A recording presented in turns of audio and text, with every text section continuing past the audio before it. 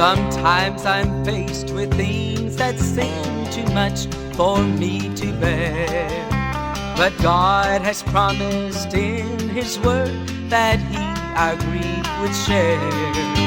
So why not look up and take the strength that God had saved just for me, and see my burdens fade away because of Calvary. Keep holding on to the unchanging hand.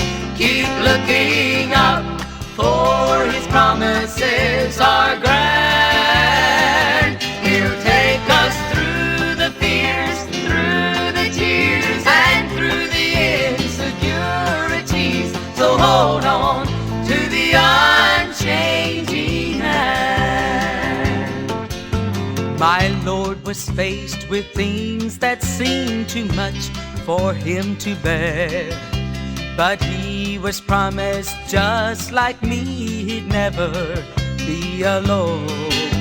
So He looked up and took the strength that God had saved just for Him, and saw His burdens fade away, that trouble